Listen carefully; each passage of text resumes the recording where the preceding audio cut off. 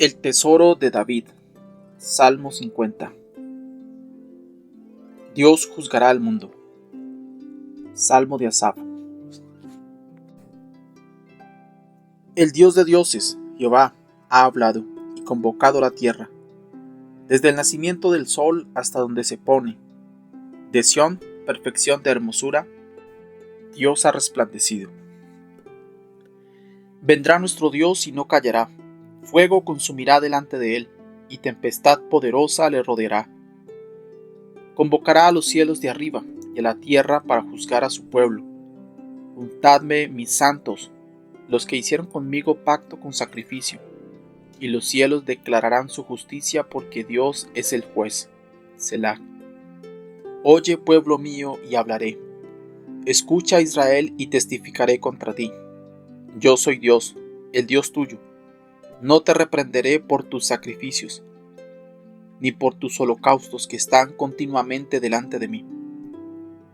No tomaré de tu casa becerros, ni machos cabríos de tus apriscos, porque mía es toda bestia del bosque, y los millares de animales en los collados.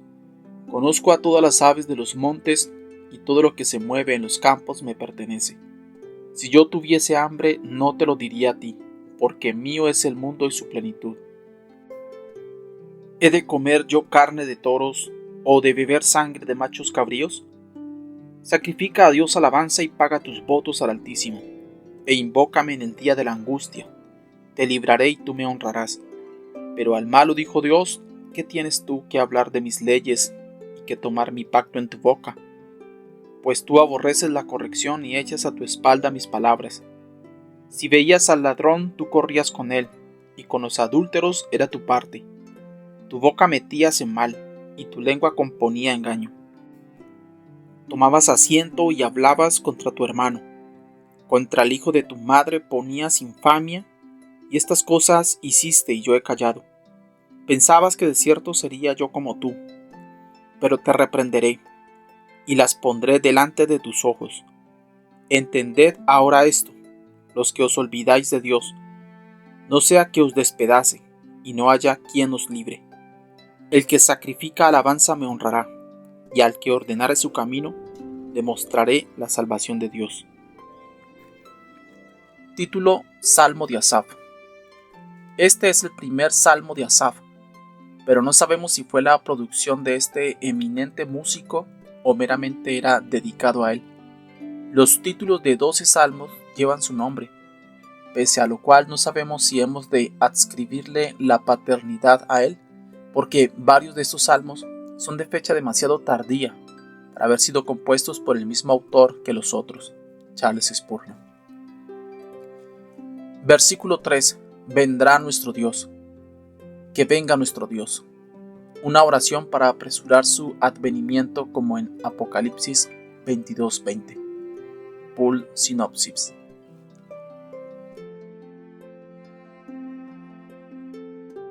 Un fuego consumidor hay delante de él. Como él dio su ley en fuego, así también en fuego será requerida. John Trapp. Versículo 5. Juntadme, mis santos, id, mensajeros veloces, y separad lo precioso de lo vil. Recoged el trigo del granero celestial. Que los elegidos, por más que estén desde tiempos esparcidos marcados por mi gracia selectiva como mis santificados, sean ahora congregados en un lugar. No todos los que parecen santos lo son. Es necesario hacer una separación. Por tanto, que todos los que profesan ser santos se reúnan delante de mi trono de juicio y que oigan la palabra que va a escudriñar y poner a prueba a todos, para que puedan ser hallados los falsos y los verdaderos revelados. Charles Spurgeon. Recuerda esta verdad importante, que los cristianos son llamados a ser santos por el Evangelio, que vosotros sois cristianos no ya por vuestra ortodoxia, sino por vuestra santidad, que sois santos ni un punto más allá de lo que sois santos en vuestra conducta. El pueblo de Dios da evidencia de ser santo por su conducta piadosa, por sus frutos, no por sus sentimientos, no por sus labios ni por lo que hayan profesado, sino por sus frutos los conoceréis. El carácter de los santos es evidenciado por la consagración divina. El pueblo de Dios es llamado santo en cuanto es dedicado a Dios. El deber y privilegio de los santos es consagrarse al servicio de Dios. Incluso un filósofo pagano pudo decir: yo me presto al mundo, pero me entrego a los dioses. Pero nosotros poseemos más luz y conocimiento, y por tanto ponemos más énfasis en las obligaciones que Séneca. Condensado de J. Sibré, Sermón. Las que hicieron conmigo pacto con sacrificio.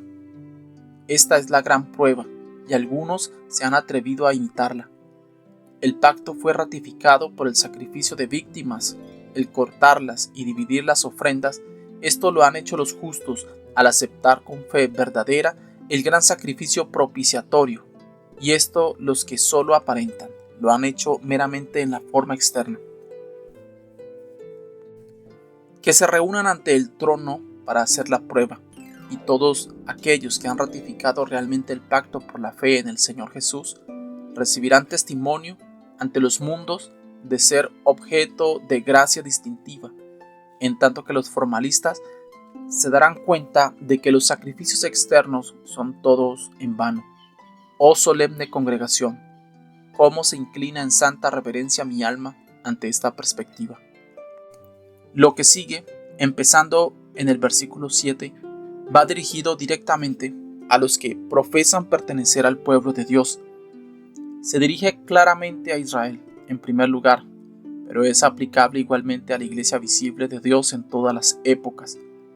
Declara la futilidad del culto externo cuando la fe espiritual está ausente y reposa meramente en las ceremonias externas. Versículo 9. Pero no tomaré de tu casa becerros. Neciamente han soñado que los becerros con cuernos y pezuñas podían agradar al Señor, cuando en realidad Él busca corazones y almas. Se han imaginado impíamente que Jehová necesita estas provisiones y que si ellos proveen su altar de animales engordados, Él estará contento. Lo que tenía por objeto su instrucción pasó a ser su confianza. No recuerdan que obedecer es mejor que los sacrificios y el atender mejor que la grosura de los carneros. Charles Spurgeon. Versículo 11 y 12. Con nuestros pensamientos secretos de merecer algo de Él, por nuestros actos religiosos, lo que hacemos es mostrar nuestro desprecio a la suficiencia de Dios, como si Dios estuviera en deuda con nosotros, se viera obligado a algo, como si nuestras devociones pudieran traer una bienaventuranza a Dios mayor que la que ya posee esencialmente, cuando realmente nuestra bondad no pasa a Él. Stephen Charnock. Versículo 12. Si yo tuviese hambre, no te lo diría a ti. Concepto extraño el de un Dios hambriento. Con todo, si una idea absurda fuera verdad, si el Señor deseara la carne, no se la pediría a los hombres. Él podría proveérsela de sus propias posesiones. No necesitaría aprovisionamiento procedente de sus criaturas. Incluso bajo la idea más burda posible de Dios, la fe en las ceremonias externas es altamente ridícula. ¿Piensan los hombres que el Señor necesita banderas y música, incienso y lino fino? Si fuera así, las estrellas levantarían su estandarte, los vientos y las olas serían su orquesta, 10,000 veces, 10,000 flores exhalarían perfume, la nieve sería su alba, el arco iris su cinto, las nubes de luz su manto. Oh necios y tardos de corazón, adoráis lo que no sabéis. Versículo 13. ¿He de comer yo carne de toros o de beber sangre de machos cabríos?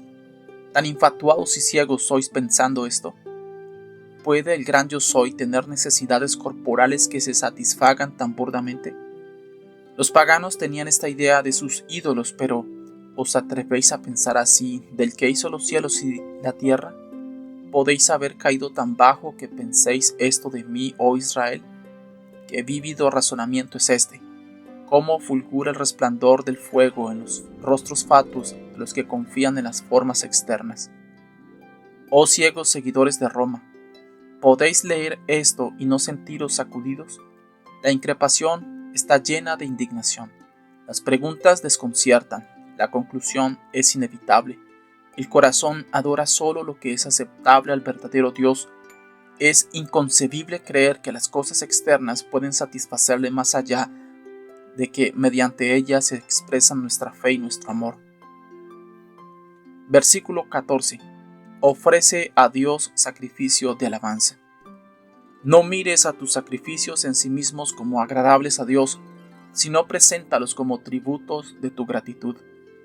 Es entonces que serán aceptados, pero no hasta tanto tu alma no sienta amor y agradecimiento que ofrecerle. Versículo 15. E invócame en el día de la angustia. Oh versículo bienaventurado es este, pues, el verdadero sacrificio. ¿Es una ofrenda, pues, el pedir limosna al cielo? Lo es. El mismo Rey lo considera así, porque en ella se manifiesta la fe, en ella se prueba el amor, porque en la hora del peligro corremos hacia aquellos que amamos. ¿Quién dirá que los santos del Antiguo Testamento no conocían el Evangelio? Su mismo espíritu y esencia se exhalan como incienso en todo este santo salmo. Y tú me honrarás. Aquí vemos lo que es el verdadero ritual. Aquí leemos rúbricas inspiradas. La adoración espiritual es lo importante, lo esencial. Todo lo demás fuera de ella es más bien una provocación para Dios. Como ayudas al alma, las ofrendas externas eran preciosas, pero cuando los hombres no van más allá de ellas, incluso estas cosas santificadas quedaban profanadas a la vista del cielo. Charles Spurgeon. La oración es como el anillo que la reina Elizabeth dio al conde de Essex, ordenándole que si se le hallaba en alguna situación desesperada se lo enviara y ella le socorrería. Dios manda a su pueblo que si se hallan perplejos le envíen este anillo. Invócame en el día de la angustia y yo te libraré y tú me honrarás. George Swindoll. ¿Quién va a pedir un pedazo de carne de venado a un guarda si tiene acceso libre a los rebaños del amo con solo indicar que lo desea? No suspires por otros ayudadores, solo confía en él. Confía plenamente en el uso de tales medios como los que él prescribe y facilita. Dios es celoso, no admite a rivales ni permite que tú, en este caso, pongas dos cuerdas en tu arco. El que lo hace todo en todos tiene que ser para ti el todo, del cual y por el cual y para el cual son todas las cosas. A él sea la alabanza para siempre. Romanos 11:36. George Gibbs, en un sermón predicado en el Parlamento. Dios retiene las cosas a los que no se las piden, no sea que reciba quien no desea. Agustín. David tenía confianza en que por el poder de Dios podía saltar por encima de una pared, pero no sin poner su propia fuerza y agilidad en acción. Las cosas que pedimos hemos de esforzarnos por conseguirlas. Agustín. Thomas Adams. Aquí, empezando en el versículo 16, el Señor se dirige de modo manifiesto a los malos entre su pueblo, y los tales existían incluso en los lugares más elevados de su santuario. Si los formalistas morales han sido reprendidos, cuanto más aquellos que pretenden, a pesar de su inmoralidad, participar en la comunión con el cielo. Si la falta de corazón echa a perder la adoración de los que son decentes y virtuosos, cuanto más las violaciones de la ley cometidas a las claras corromperán los sacrificios de los malos. Versículo 16. Pero al malo le dice Dios: ¿qué tienes tú que hablar de mis leyes? Tú quebrantas abiertamente mi ley moral y a pesar de ello pones gran énfasis en las órdenes ceremoniales. ¿Qué tienes que ver con ellas? ¿Qué interés tienes en ellas? ¿Te atreves a enseñar mi ley a otros y la profanas tú mismo? ¡Qué imprudencia, qué desvergüenza y blasfemia es esta! Tú guardas los días santos, observas los rituales, defiendes lo externo y desprecias en cambio lo importante de la ley. Guías ciegos, coláis el mosquito y tragáis el camello. Vuestra hipocresía se ve escrita en vuestra frente y es manifiesta a todos. Charles Spurgeon. Como la nieve en verano y la lluvia al tiempo de la cosecha, así el honor no es apropiado para el necio. ¿No lo es? No es extraño, pues, que la sabiduría divina nos requiera que nos despojemos del viejo hombre, como las serpientes mudan su piel, antes de entrar en el oficio honroso de reprender el pecado. Daniel Burgess.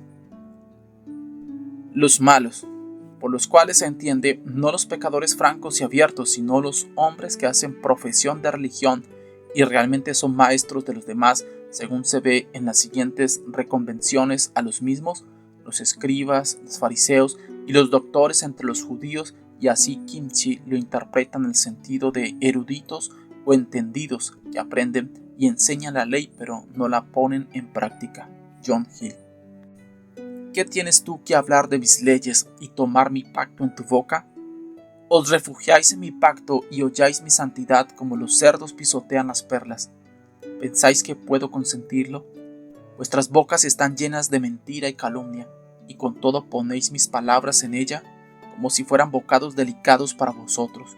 Qué terrible mal es el que se hace en este día cuando los hombres que explican las doctrinas desprecian los preceptos, hacen de la gracia una cobertura para el pecado e incluso se consideran sanos en la fe, cuando su vida es podredumbre. Necesitamos la gracia de las doctrinas, tanto como las doctrinas de la gracia, y sin ella un apóstol no es más que un Judas, y un profesor elocuente es un enemigo redomado de la cruz de Cristo. Carlos Spurgeon. Observa lo que sigue y lo que significa queda expuesto. Pero tú aborreces la corrección. Como si Dios dijera, tú malvado, que no quieres ser reformado, que proteges tu pecado y lo aprietas junto a tu pecho, rehusando cambiar y odiando reformarte. ¿Qué tienes que ver con mi pacto? Suelta las manos que lo ensucias. El que está decidido a retener su pecado echa mano del pacto inútilmente, o bien finge sostenerlo, pero no tiene contacto con él. Ay de vosotros que pedís misericordia, pero descuidáis el deber. Joseph Caryl. Cuando un ministro no hace lo que enseña, esto lo convierte en una persona ruin y despreciable. Es más, lo pone en ridículo como el farmacéutico de Luciano, que tenía medicinas en su tienda para curar la tos y las ofrecía a otros, pero él tosía sin parar. William Fenner. Versículo 17. Pero tú aborreces la corrección. Los que profesan y enseñan, pero viven como profanos, muchas veces son demasiado sabios para aprender, demasiado ciegos en su orgullo para ser enseñados por Dios. Y echas a tu espalda mis palabras, despreciándolas, echándolas como inútiles fuera de la vista, como perniciosas.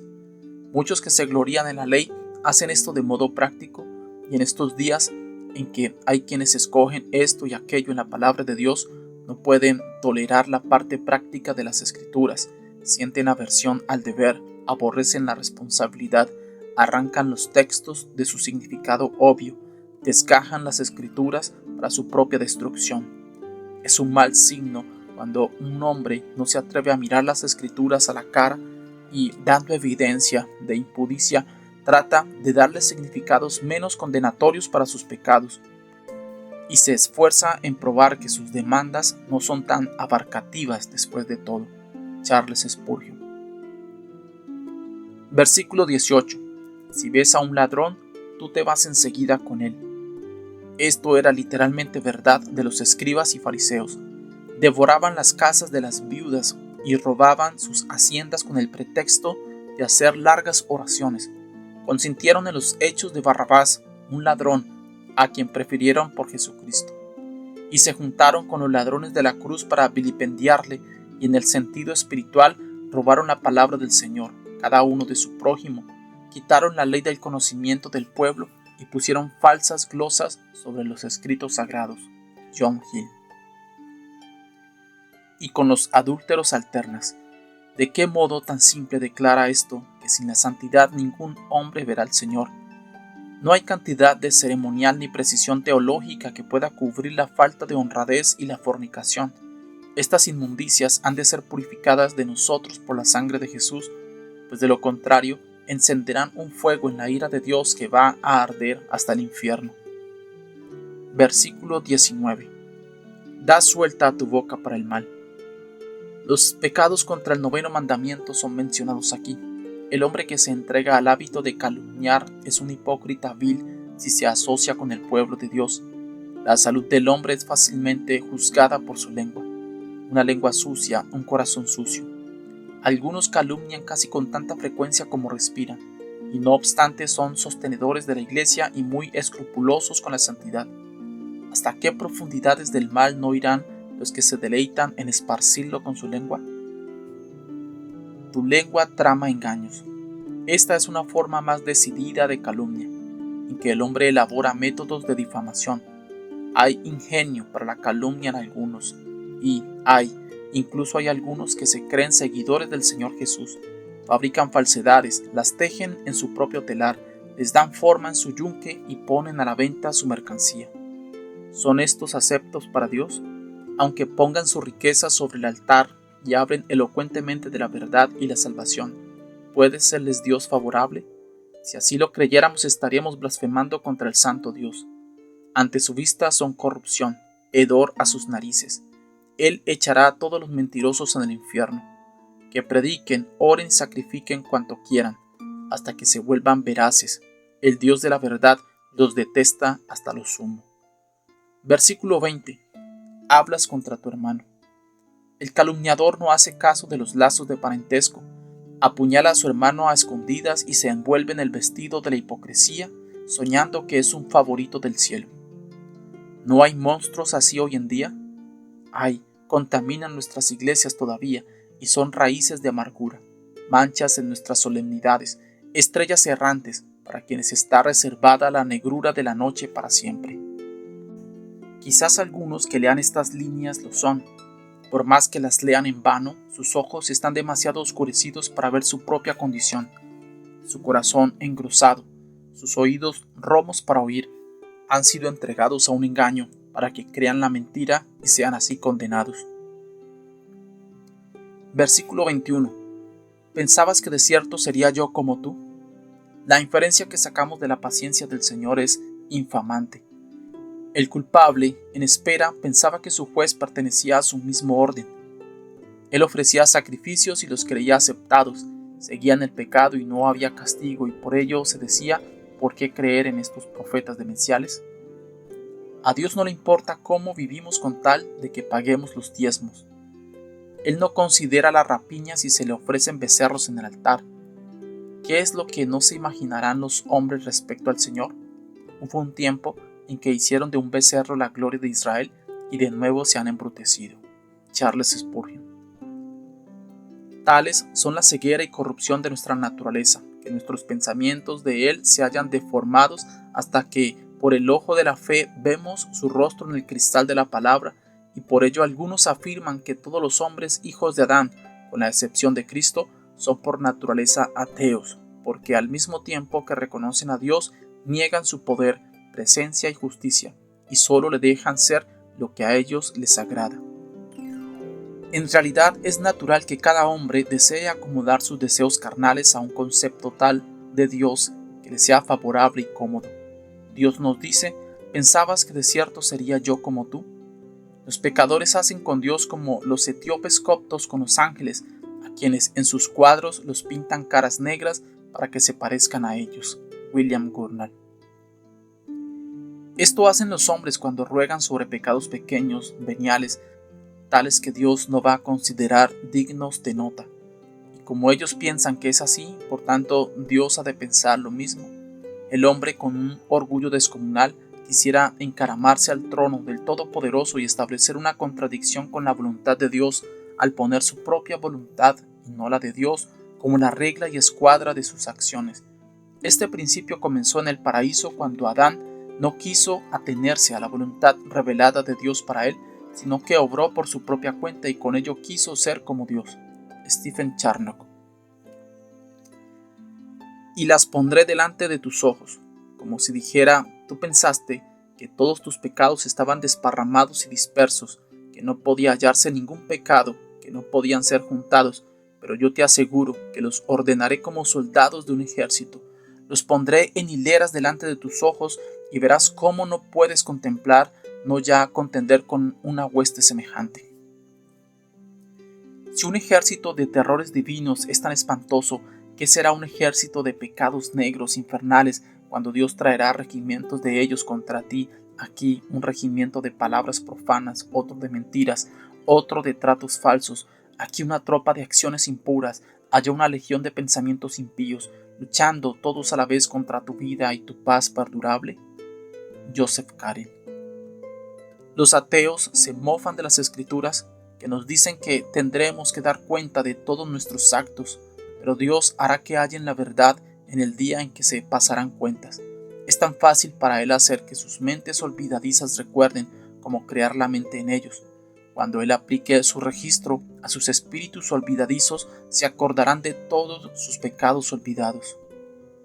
Cuando el impresor prensa los moldes contra el papel limpio, el papel registra cada una de las letras. Del mismo modo, cuando Dios estampe en nuestras mentes con su registro, verán todos sus pecados anteriores ante sus ojos. La mano ya escribía en la pared contra Belsasar mientras estaban pecando, aunque él no la vio hasta que la copa quedó llena. Así también los malvados, sus pecados son contados y sopesados, y no los ven hasta que llega el momento del terrible despertar. William Strutter. Versículo 22. Entended ahora esto, los que os olvidáis de Dios, etc. ¿Qué hay menor que un grano de arena? Pero cuando lo multiplicas, ¿qué hay más pesado que las arenas del mar? Una suma pequeña, multiplicada, se incrementa. Lo mismo un pecado pequeño del que no nos hemos arrepentido nos condena, como una vía de agua en el barco. Aunque sea pequeña, si no se obtura, será bastante para que perezcamos ahogados. Thomas Watson. Versículo 23. El que ofrece sacrificios de alabanza me glorifica. La acción de gracias es una obra que ensalza a Dios. Aunque no hay nada que pueda añadir un codo a la gloria esencial de Dios, con todo, la alabanza le ensalza a la vista de los demás. Thomas Watson.